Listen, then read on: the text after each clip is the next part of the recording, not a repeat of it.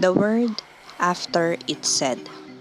The choice after it's made.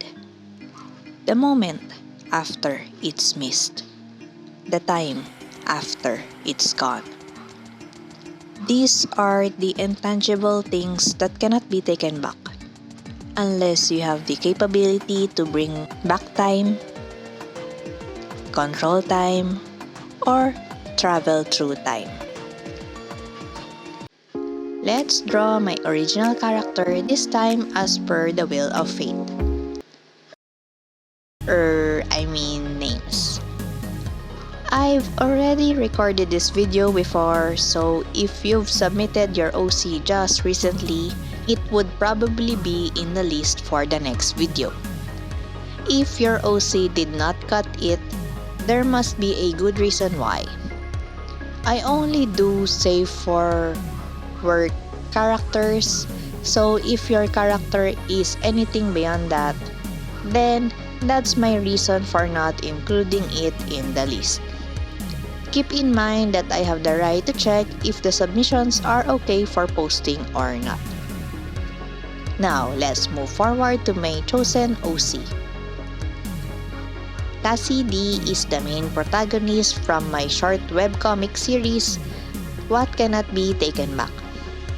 I'll try my best to make this a spoiler-free one, and if you haven't watched or read the series, go to the card or to my webcomic link in the description below.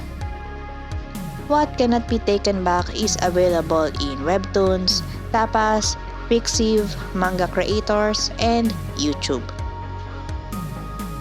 The webcomic is supposed to be a longer content, but because I've submitted it at Webtoon contest, I have shortened it. I was supposed to make the premiere for the second season last year, but got delayed because of my personal life. It's really hard to motivate myself to continue to make it even though I know I won't be getting anything out of it. Just like how I keep posting in my Ko-fi and Patreon. It's the main reason why the schedule is a bit unsteady. It's the same with Miraculous Academy, and since it's not getting the feedback I want, my schedule of updating it lately has lessened. As a creator, it's really hard to be motivated if I don't have the support I need, especially if I'm already having trouble getting a stable job nowadays. But I feel like if I'm already giving up when I'm just starting up, then I've already lost. So showing my original characters to the media makes me think that it'll get me motivated to continue even if a few is interested with them. Before I bore you with how exciting my life has been, let's move back to my OC, Cassie D. Let me run you through her character without spoiling you of what's to come to the next season of the series. Don't worry, most of their backstories will be shown in the second season as to why they are all stuck to that place. If you know what I mean, you must have read the series. But if you haven't, it's available in here. Cassie has a strong and witty personality within the series as she undergoes her everyday conflict as an adult. Her last straw pushed her decision to take that step. Now, keep in mind that I created this as a reminder to myself and to others that it is not the way out. I may not have attempted to do it, but I've thought of it randomly. It's called passive ideation, as I'm just waiting for something to happen instead of doing it. What stopped me from doing it was my pets and God. I felt suddenly afraid of what would happen to me on the other side. Thus, my creation of Cassie's journey is a lesson to those who are living and struggling with life. Also, this was inspired by the 2017 fantasy thriller K-drama series, Black. Its story focuses on the Grim Reaper who chases after his fugitive partner. Along the process, he encounters a case that is somehow related to him. I like the plot in regards to how the Grim Reapers are born and where the souls go after committing. But I did not like the part where he owns a body of the detective and where the ending of the story went. I mean, Bleach has the same premise, but it's totally different since they only not send a spirit to their place, but also have to maintain peace between the human world and soul society. So I hope that the second season would be enough to convey the message between life and death, since the short story was just 5 episodes, that it didn't get enough fans or engagement to show what I meant. I'm currently writing what Cassie's ability is as a blue rank reaper. So I decided to draw her fighting with her sight for the first time.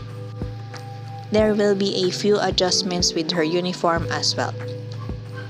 I'm still working on drawing dynamic and fighting poses, so this is a challenge for me. Also, a fun fact about the color of the Grim Reaper's uniforms: the colors represent their roles and ranks. Blue rank is freshman, yellow rank is sophomore, green rank is junior, and red rank is senior. Seth belongs to the green rank and Tavarius belongs to the red rank. Green ranks and red ranks would usually do the field work, while the rest are going under training and tracking souls. Also, like a cat, Cassie has heterochromia. Her left eye is blue and her right eye is green. I made a mistake in the last episode and made them the same color because I was in a hurry to submit it on time, knowing fully well I won't win any award because of the way I made the whole webcomic. If you're going to ask if she had this after what Tav did to her, then no. She was born with different eyes. But about her ability to see something supernatural will be discussed further along the series.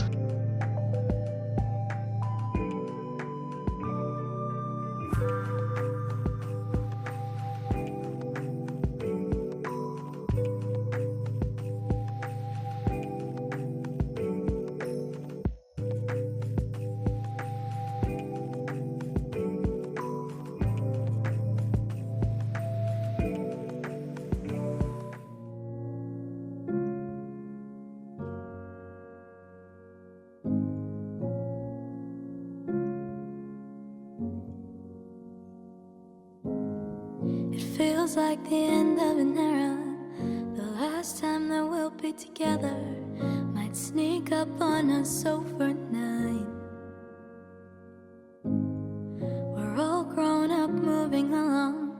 We're all finding where we belong. You never know when we'll say goodnight for the last time. So while you're here, I'll waste no tears on wishing we had more time. And I hope you don't ever lose that beautiful smile.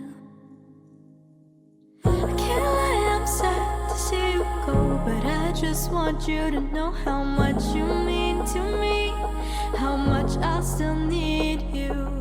I can't lie, my heart is broken, won't leave these things unspoken. I know you'll have to leave, I just can't believe that this is it, isn't it? This is it. This is it, isn't it? This is it. I know that we may be farther milestone in our lives. You're all grown up, moving along. You found exactly where you belong, and I know that we'll still have our ties. So while we're here, let's give a cheer to everything we've gone through. I can't lie, I'm sad to see you go, but I just want you to know how much you mean to me, how much I'll still need you. I can't lie, my heart is broken, won't leave these things unspoken. I know you'll have to leave, I just can't believe that this is it, isn't it? This is it. This is it, isn't it? This is it.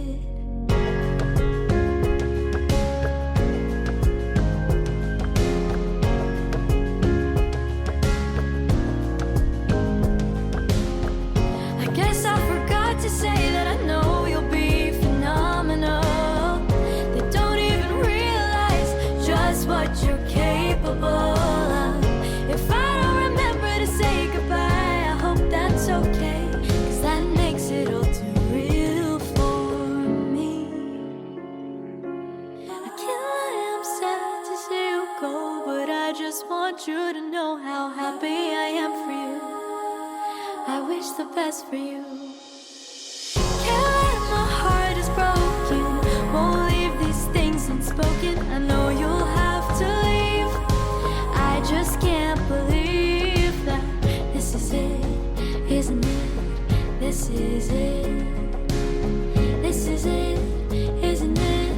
This is it. This is it, isn't it? This is it. This is it. This is it. Isn't it?